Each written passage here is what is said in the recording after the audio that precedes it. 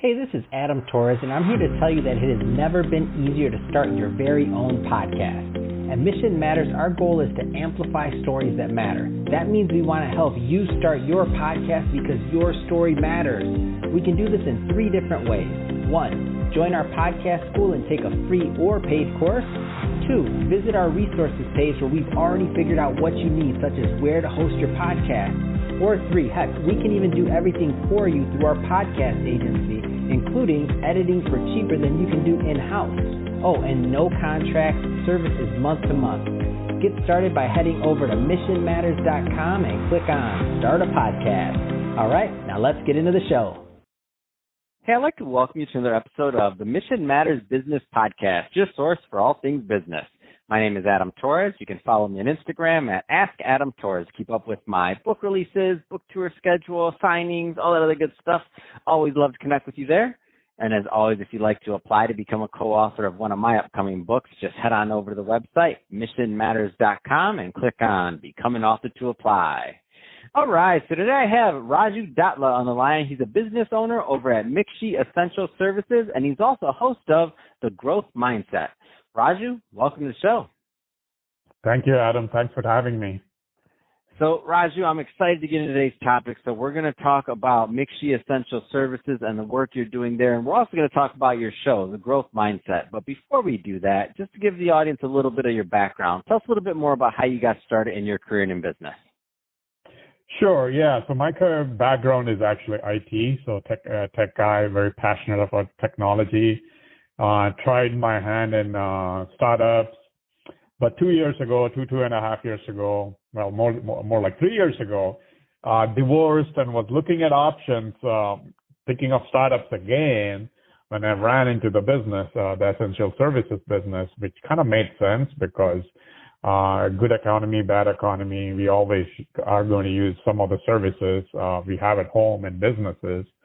And once I saw it, it made sense and it was the right time for me to get in.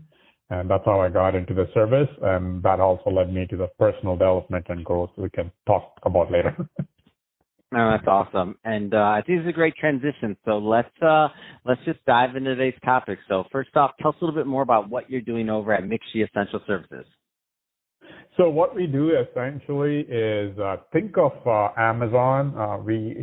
Amazon, wherein obviously they provide all kinds of products pretty much at the cheapest market price or cheaper than the market price, but they don't do anything to do with your home or business services like your internet, TV, electricity, all that stuff. So what we do is the same concept. We provide all these services at a cheapest market or cheaper than the market price, and the customers or the consumers get to shop all the services in one-stop shop. They're not only cutting costs, but we also feed kids. That's our huge charity org. We work with Feeding America, and we feed thousands, actually millions of kids each year by acquiring customers. So it's a win-win situation where the customers are getting a value, and then we also provide services that's convenient for them, and also provide the kids in their neighborhood, essentially, food. The biggest thing I do, a little bit more about that is I try to work with a lot of multifamily owners mainly, because what we can do is we not only can give them a concierge type of service for their customer or tenants, but we can actually increase their NOI. Because we can give a percentage of that billing volume to them, and thereby they're not only giving a better service to their tenants, but they're also making extra cash on their on the tenants that they're not getting right now. So that's a big target of mine right now. I'll try to work with the multifamily owners to share the information. Let's go a little bit further down that line. So what are typically, so you said multifamily, so what are typically the right types of clients in general that are a good fit to work with you and your company overall? So right fit would be anybody in real estate specifically would be a great fit, either realtors, real estate investors, specifically multifamily would be even better with real estate investors because multifamily, they're looking for any edge to increase their cap rate or NOI. So this would give them an edge with very minimal investment and very minimal, any kind of disturbance to their tenants and all. All they're going to do is it's a very minimal investment, one-time fee, and then after that, they pretty much get I would say, depending on the market, about $10 per door extra per month. So let's say I'll just throw it an example. That's significant. Yeah, that's significant. Exactly. So let's say 250 door, kind of a mid-sized, pretty good, decent-sized apartment complex. We estimate potentially up to 35 to 40K more per year using ours. Wow. So I feel like there's some people listening right now that they just now were like, wait a minute, what did this guy say? I'm going to have to rewind this now again. They weren't listening. Can you say those numbers again? So on a 250 unit, again, it depends on the market. I have to, of course. I'll have to, talk in depth with whoever is interested. But basically, 250 unit apartment, about 35 to 40K is the estimation that they would gain in extra revenue per year on first year investment of $500, and the following years it'll be about $300. That's it, and then they're gaining that additional revenue per year. Man, that's significant. Yes, let's see. So I do want to spend some time on your show also. So this show, sure. I think it's really interesting what you're doing in these interviews, and I've seen some of the videos and things that you have on LinkedIn. So it's called The Growth Mindset. So tell us a little bit about your show and the plans for it. So it came about because Carol Dweck wrote this book called The Growth Mindset. So 2-3 years, or almost 3 years ago now, when I got into the business essential, so someone, a mentor essentially suggested Think and Grow Rich. And that became my love affair pretty much for personal development. So that became my passion. Every day I read books, YouTube, whatever I can get hold of. So at one point, I forgot who I was talking to, but I'm like, why don't I share all this stuff? Whatever I'm learning, why don't I share it with other people and see who can benefit from this? And then I kind of thought, like, I'm not a professional. I'm not like, I can't do this cool videos and all that stuff. So I decided I'll just go record, and then I'll post it on LinkedIn. And I'll create a YouTube channel. Hey, I get audience or not, doesn't matter. It's my passion. I just want to share it. So it started with books. Every week I read books and I share that. Hey, this book is great and why this book is great kind of deal.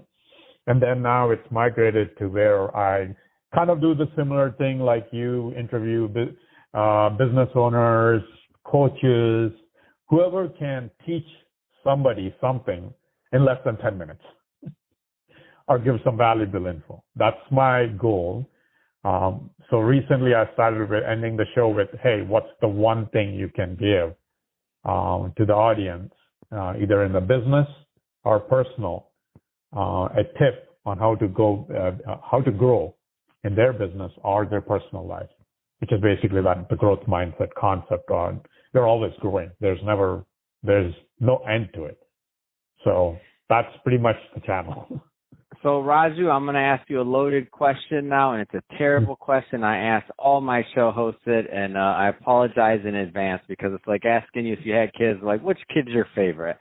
Tell us one of your favorite episodes. Like, tell us a story from one of your favorite episodes. And the reason I ask you this question is because I want to give my audience a flavor for the content because I want them to go check it out. I told you it was a terrible question. I told you it was the worst, and I do it every time, and I sit back and I smile before I ask the question because I know it's painful, and I hope nobody ever asks me it, so that's why I put everybody else through that pain. Actually, go ahead. No, perfect, actually. Maybe the first one, because first time I did it, it's not on the channel, but it was my first video, which was completely uncomfortable. Completely out of my comfort zone. I don't even like taking selfies, so putting myself on video and talking, right? So it was uncomfortable, but man, that received a lot of response because it was so, I guess, authentic, and people saw my discomfort. So what was so give us a story. Like, what was it about? What was the interview? Like, tell us about the guest.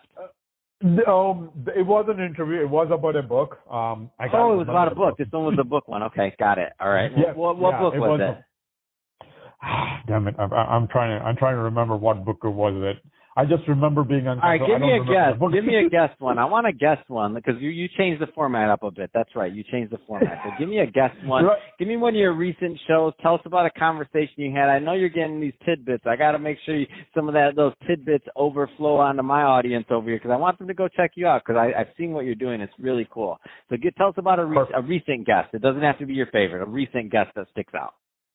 Yeah, this one, because I started with the growth, mindset question. The last one I did was great because, his name is Brian Adams. He's commercial real estate fundraiser and a syndicator, by the way. I might ask him to contact you. So anyway, I asked him, hey, what's the one tip you can give the audience on what they can do to grow themselves or do better in their business? And his tip was awesome. So he gave the answer that, hey, have 3 to 4 people you can go to, not what you can learn, but ask them questions on what you don't want to do or the mistakes to avoid. That would be the greatest benefit somebody can get because anybody can tell you what to do. Very few people can tell you what not to do with experience, actually. So, but somebody is actually really successful, not somebody, you don't go ask somebody who's walking on the street or who hasn't done anything, right? So. No, I love that tip. That's a big one. And then, like, why would you take information? Well, not saying everybody doesn't have anything to give, by the way. It just means that, right.